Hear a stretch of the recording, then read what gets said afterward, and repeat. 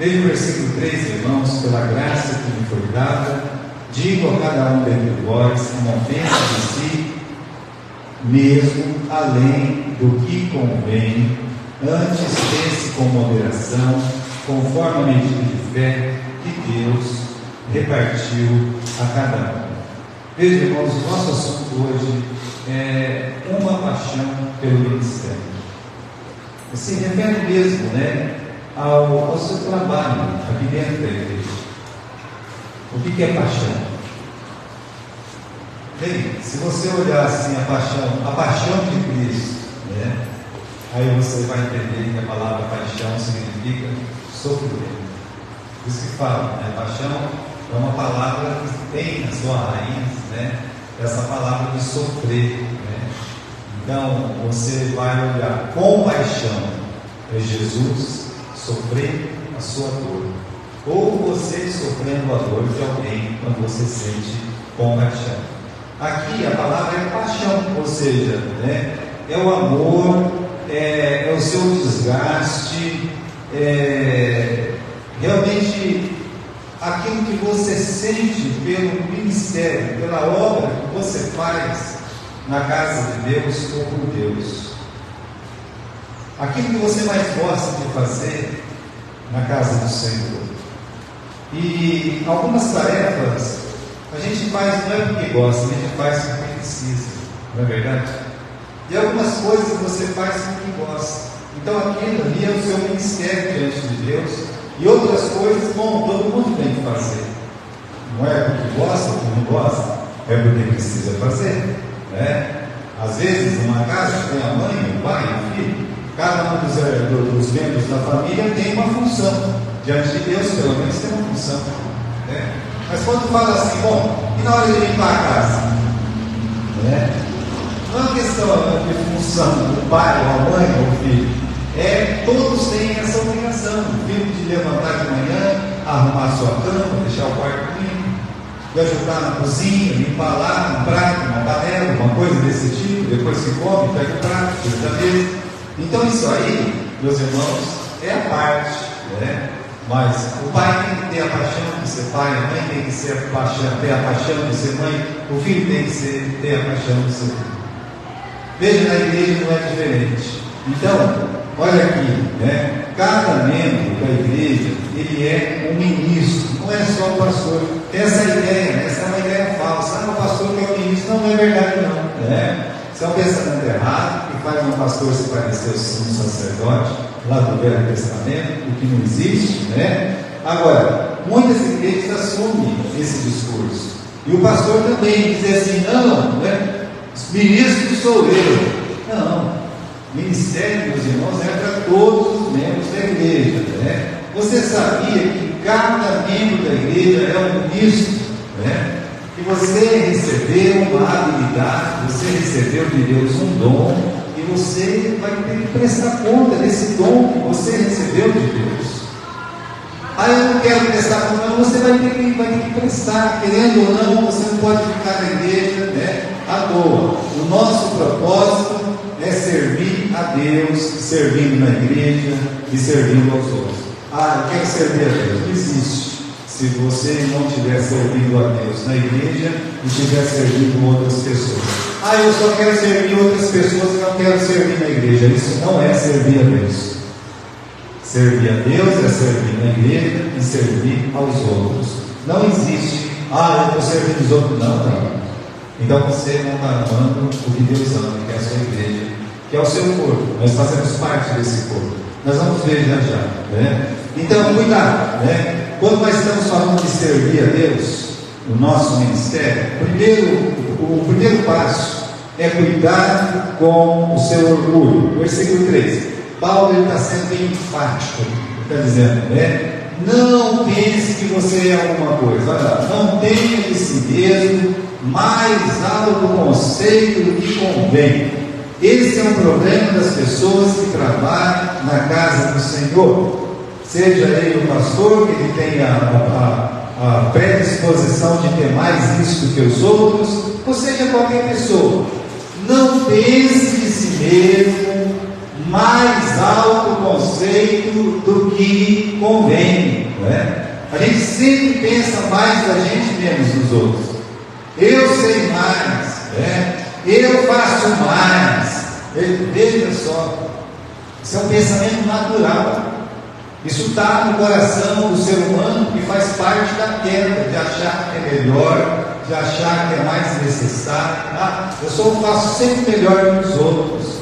Se eu for tocar, eu toco melhor. Se eu for pregar, eu prego melhor. Se eu for limpar, eu limpo melhor. Mas é um sentimento humano. Sem eu aqui, quero ver o que vai acontecer. Meus irmãos, se o pastor Gilberto morrer hoje, vai ter gente que vai pregar hoje à noite. Se eu ir embora amanhã da igreja, a igreja continua e talvez melhor.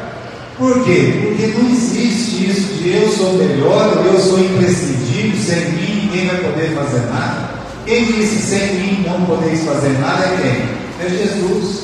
O ser humano não. Se a gente sair, continua. Deus vai continuar a sua obra. Agora, por que a gente tem tão alto conceito de nós mesmos? Primeiro que a gente esquece de olhar para o alto, né? Por que eu me acho grande? Por que eu me acho tão necessário?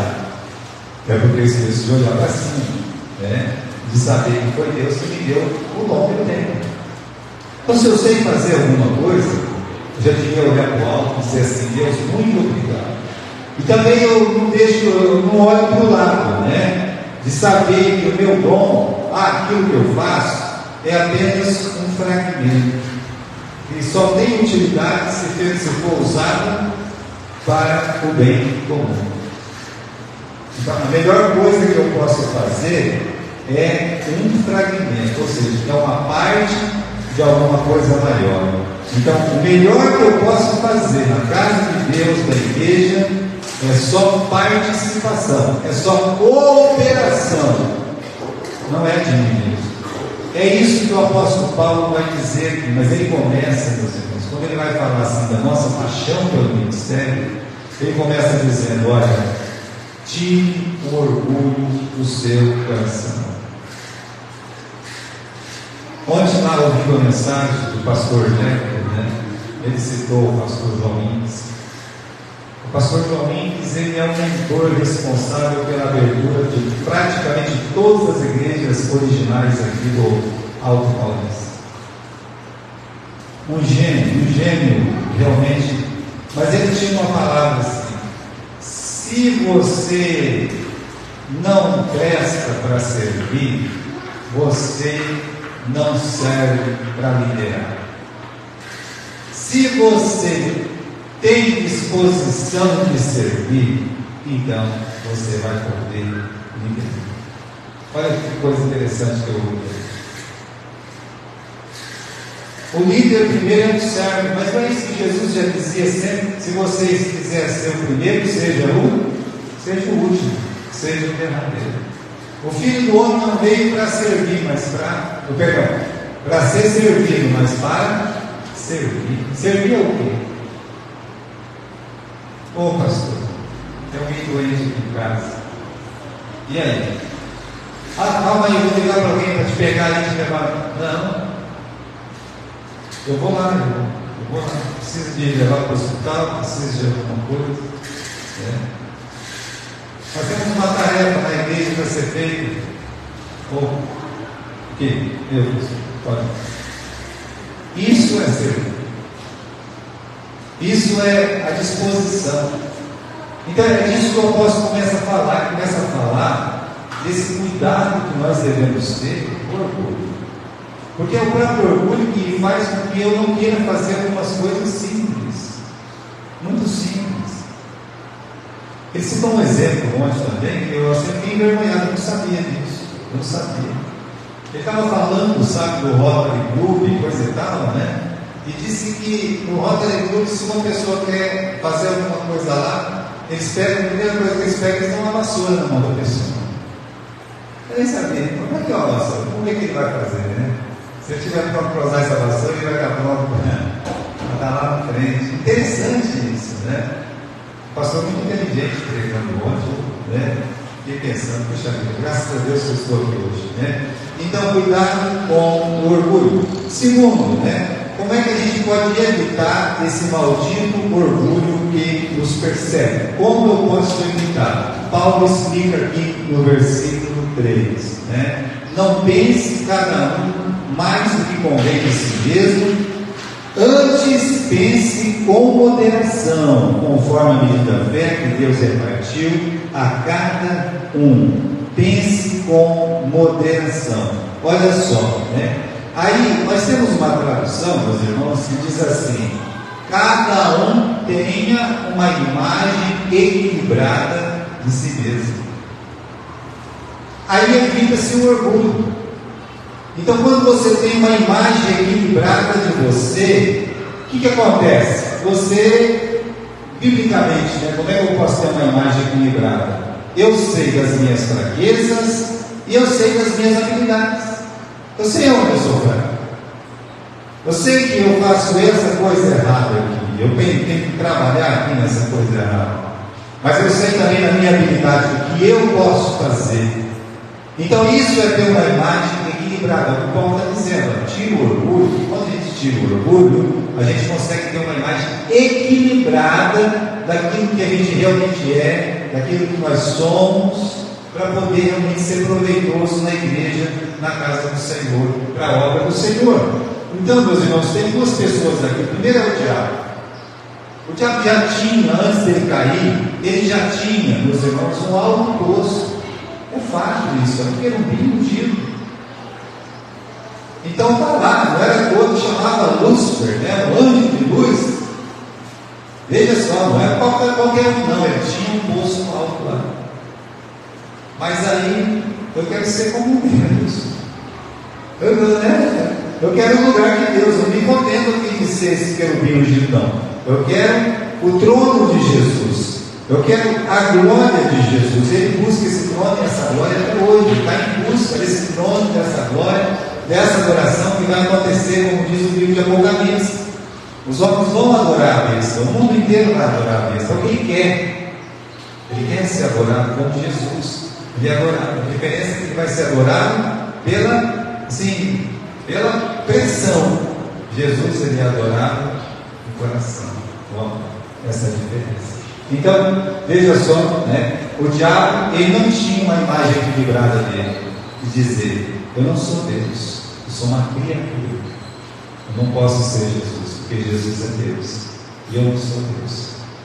Agora, aqui você tem uma outra pessoa. Ela teve uma imagem equilibrada dela desde que ela era uma menina, uma mocinha, ela era fraca, ela estava indefesa naquele momento, ela sabia que a vida dela ia ficar muito dura depois daquela decisão, grávida, sem estar casada, o namorado, o noivo, provavelmente ia abandonar ela, a família ia colocar ela para fora de casa, ela seria humilhada, ultrajada na cidade pequenininha que ela morava. E quando o anjo disse para ela: olha, você vai ter um filho, o nome dele vai ser Jesus. Maria disse o quê? Eis aqui a serva do Senhor, cumpra-se em mim conforme a sua palavra.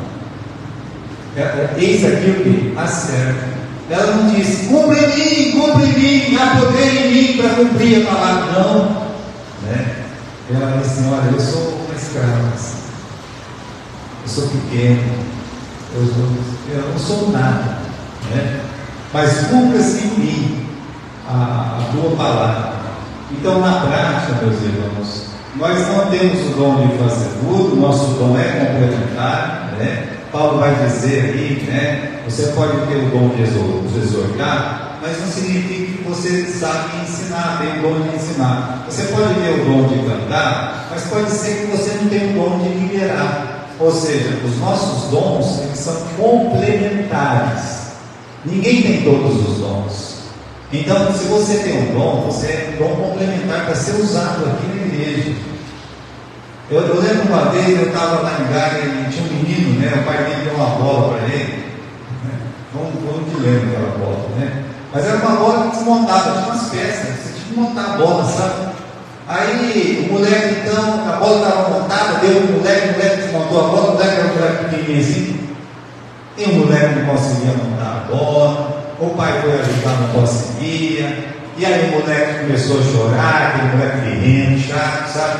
começou a bater o pé, e a mãe veio lá, brigou com o pai, falou: tá vendo só, você dá um brinquedo pro moleque, mas você não sabe contar, o moleque não para de chorar, e o moleque berrava cada vez mais alto, tudo ali na minha frente, né? Eu só tinha deixado que o carro arrumado na oficina dele. E aí aquele que não com o marido, brinca com a mulher brinca com o marido, fica aquele negócio todo. Era só uma bola que tinha que montar. Aí eu falei: eu vou tentar montar essa bola. Eu não consegui também. Eu não consegui montar dentro da bola. Aí estava passando um rapazinho ali, né, espertinho. Eu fui evitar aquela confusão toda, aquele moleque abriu a boca maior do mundo para chorar. Eu digo: ei, né? Monta aí esse negócio aí, rapaz. O moleque está chorando com essa bola, não monta de jeito nenhum. Em questão de segundos, o moleque foi lá, montou a bola. Era uma bola que precisava de todos os seus componentezinhos. Não era muito, mas eu não consegui montar, né? Agora eu digo para você: a igreja, meus filhos, é assim. Não tem um pedaço que é mais importante que o outro. Você é importante, mas você não é mais importante. Mas ninguém é mais importante. A igreja, a cabeça, só tem um, e não está aqui. Ou está aqui, né? Não visivelmente. É Jesus. Ele é o cabeça. Então aqui, meus irmãos, é assim que funciona. Evitar primeiro esse maldito orgulho que nos impede de trabalhar para Deus. Segundo, encontre o seu lugar na igreja. Versículo 4, Paulo está dizendo: assim como em um corpo temos muitos membros, mas nem todos os membros têm a mesma função. É como se Paulo estivesse dizendo ali: olhe para o seu corpo, tá? Olha aí o seu corpo, dá uma olhada para o seu corpo. Eu estou olhando, e aí? Né? Tem mão, tem pé, né? Tem orelha, a minha não é pequena, é grande, né? Tem olho, tem boca, tem nariz. Então Paulo está dizendo: são muitos membros. E aí que nem todos têm a mesma função. Eu sei que tem 2 olhos, esses 2 olhos têm a mesma função. Eu tenho 2 orelhas, e essas orelhas têm a mesma função. Eu tenho as pernas, então eu sei que é a mesma função, braço, mãos, mas na maioria das vezes ele não tem a mesma função. A mão não pode ter a mesma função que o pé. O pé é o âmbito, a mão é o pé das coisas. O olho é o queijo, a boca eu falo, o ouvido eu ouço. Então é isso que Paulo está dizendo aqui. Paulo está dizendo: olha, nem todos têm a mesma função, tá? Com as pernas eu corro, com as mãos eu escrevo, tá certo? E já pensou se não tivesse essa diversidade? Já pensou? Né? Já pensou se a gente fosse só uma orelha? Né? Eu não vou falar aqui, mas tinha um pai que as crianças brincavam com ele de orelhão, né? Um do outro, lula, tal, né? E aí você olha assim: eu só se a gente fosse só orelha, só nariz. É o que Paulo diz lá em 1 Coríntios capítulo 12. Se você abrir lá em 1 Coríntios capítulo 12, até eu convido que você abra lá, você vai ver que Paulo está falando isso. Já pensou se todo mundo fosse olho? Se o outro fosse só olho? Que negócio esquisito é esse? Um olho sair pulando, como é que o olho ia pegar as cores? Como é que o olho ia falar com o outro só está olhando? Ah, mas também ia olhar muito bem, não sei, né? Porque ele ia ser o olho como esse olho que você tem. Pelas costas ele não ia ver nada, não é? Então, repare, né? Repare só, né? Capítulo 12, lá de 1 Coríntios, né? No versículo, vamos encontrar o versículo aqui, né? Capítulo 12 e versículo 19, né? Se todos fossem um só membro, onde estaria o corpo? Versículo 17: se todo o corpo fosse olho, onde estaria o ouvido? Se todo fosse ouvido, onde estaria o nariz, o olfato? Né? Então, meus irmãos, felizmente, na sua santa sabedoria, Deus está dizendo aqui para nós, né? Olha, nós não somos um só membro. Paulo está dizendo: há muitos membros dentro da igreja.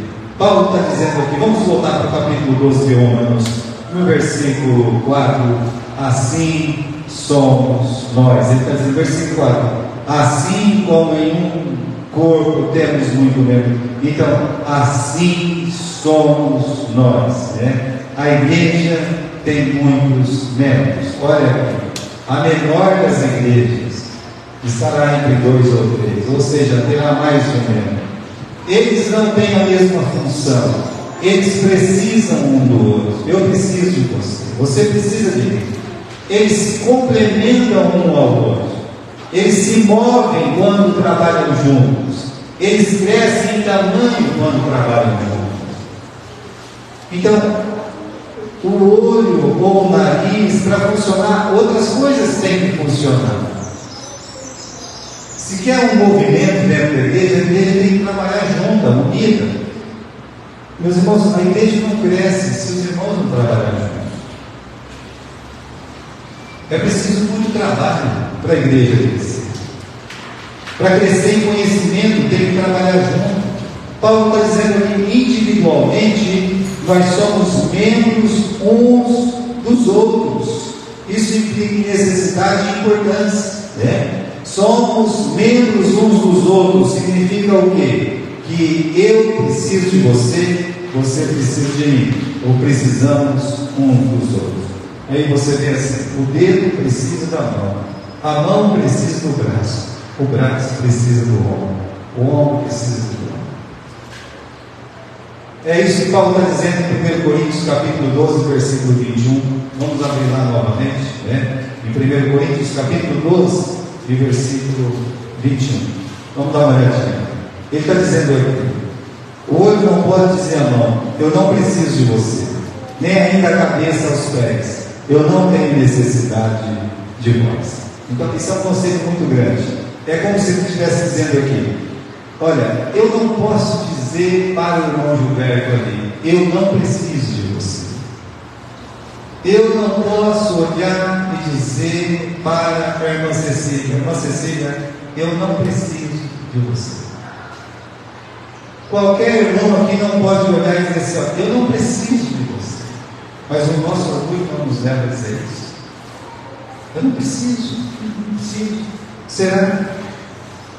Já pensou se não tivesse a cabeça, o tronco, os pés?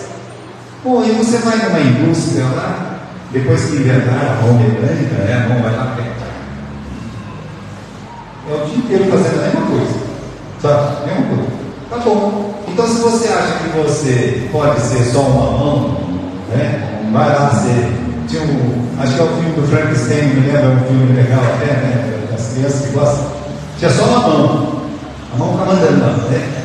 Olha, calma lá. A mão não fala, a mão não vê, a mão. Puxa vida, quanta coisa que falta para essa mão. Então, todos os membros são importantes. Paulo fala aqui no versículo 22.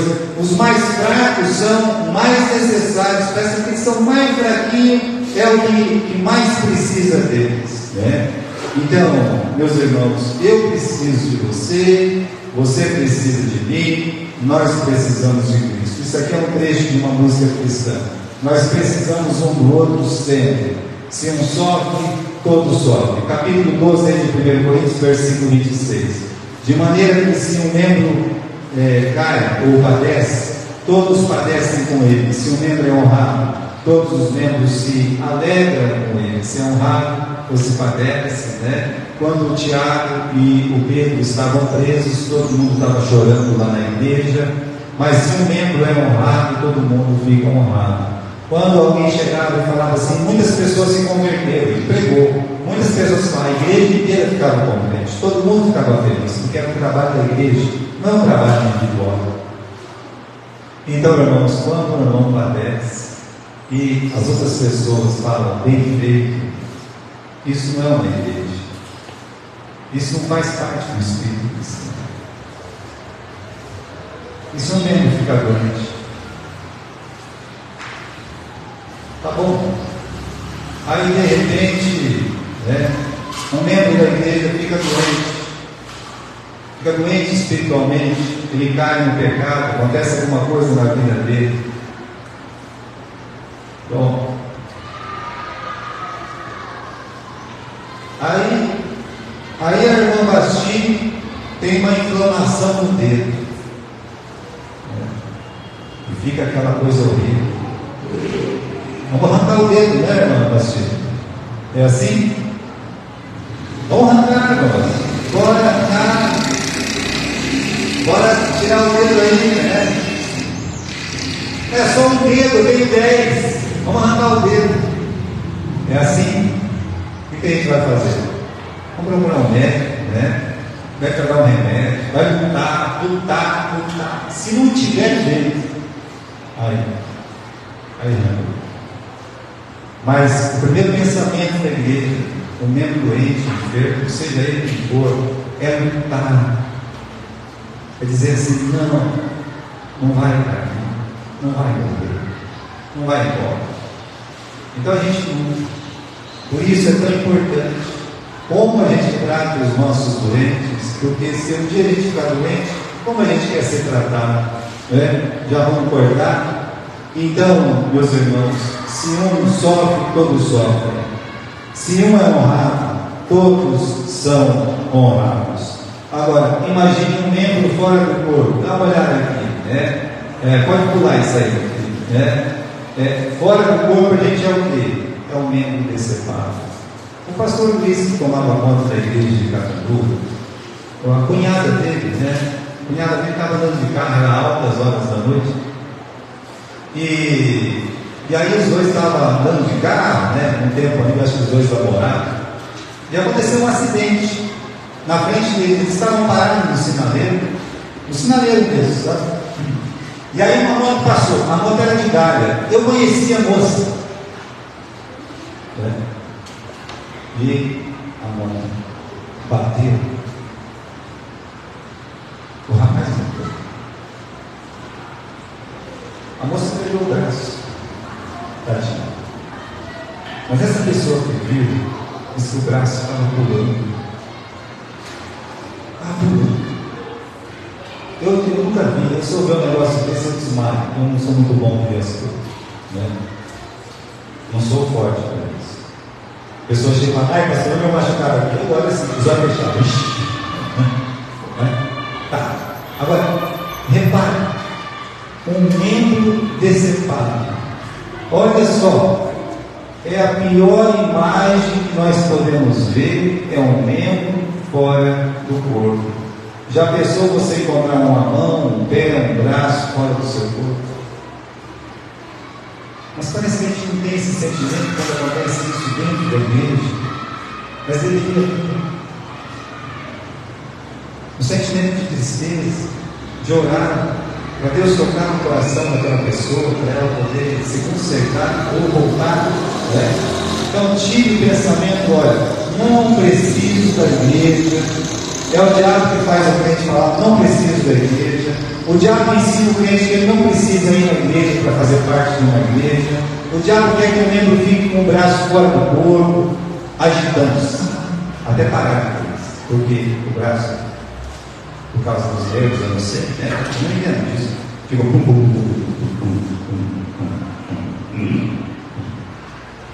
Não é assim uma pessoa fora do corpo? Então Deus está dizendo, né? Olha, tire esse pensamento, né? O que você pode fazer, Deus, o que pode fazer um membro fora do corpo? Agitar-se e depois ele parar de vez. Então vamos voltar lá para Romanos capítulo 12. Diz assim: assim somos nós, assim nós, que somos muitos, somos um só corpo em Cristo, mas individualmente somos membros uns dos outros. De modo que, tendo diferentes dons, segundo a graça que nos é dada, e aí ele fala, você tem o dom da profecia? Profetize, né? Vai lá, profetize. Segundo a medida de fé, versículo 7, se é serviço na igreja, no ministério, então ministre, né? Faça qualquer coisa que você faz aqui na igreja, será bem-vindo. Mas se é ministério, qual é o seu ministério? Então ministre. Se é ensinar, olha, dedique-se. Ensina ele, coloca uma palavra ali, fala assim, dedique-se ao ensino, né? Versículo 8, aquele que exorta, use esse dom em exortar, aquele que reparte, faça com moderação. Veja só, você tem o dom de exortar, Você faz isso porque você é chato. A gente é muito chato, acha que pode ficar chamando a atenção de todo mundo. Isso não é exortação. Exortação é quando você realmente pode sentar com aquela pessoa em paz, mostrar biblicamente o seu erro, a sua falha, para que ela possa caminhar dentro da vontade de Deus. Isso é exortação. Quando você achar que você pode sair chamando a atenção de todo mundo, que isso vai fazer bem, é bonito, não é verdade. Então, exortar, meus irmãos, use esse dom, pode usar, né? Aquele que reparte, né? E que faça com liberalidade. Olha, a bênção de dar na igreja é uma bênção. Né? Davi disse: eu não estou dando, eu estou entregando. Né? Da tua mão eu estou entregando aqui. A pessoa fala: eu dou a mão. Mentira, porque Deus te deu primeiro. E você vai fazer com os 90% que Deus coloca na tua mão, mais. Então, isso aí é com você. Aqueles 10% sempre foi dele. Então, veja, né? Faço com liberalidade, tem que repartir. Né? Chama de repartir. O que preside, ou seja, o líder aí, tome cuidado. Né? E aquele que exercita a misericórdia com alegria. O que preside, por que cuidado? Né? Porque realmente tem que ter cuidado. É porque ele é o primeiro na lista de ser o mais soberbo, o mais orgulhoso, o mais chato, o mais cruel. Então, cuidado. Cuidado. Cuidado. Né? É o que está lá no versículo 3. Né? Cuidado para não pensar mais em si mesmo daquilo que convém. Tem uma imagem equilibrada de si mesmo. É nesse sentido que fala para o que preside, e ainda aquele que exercita a misericórdia, que o faça com alegria. Misericórdia não é para ser feito com tristeza, sabe? Você sentir a dor das outras pessoas, isso vai machucar muito você, mas deve ser feito com alegria, com prazer. Eu estou acabado porque, olha só, não aguento mais, isso não é dom de misericórdia, porque o dom de misericórdia tem alegria de poder ajudar, poder, como eu disse, estar junto na hora mais difícil. É a paixão pelo ministério. Se Deus deu aquele dom, ele tem uma paixão por aquele dom. Ele faz com, sabe? Ninguém precisa cobrar ele mesmo se cobra. Ninguém precisa ficar lá atormentando ele, porque ele mesmo vai se sentir meio atormentado quando não estiver fazendo. Mas uma coisa é certa: o nosso dom, o mais precioso que a gente acha que é apenas um dom complementar. É parte de um conjunto. Se você acha que por si mesmo pode fazer alguma coisa,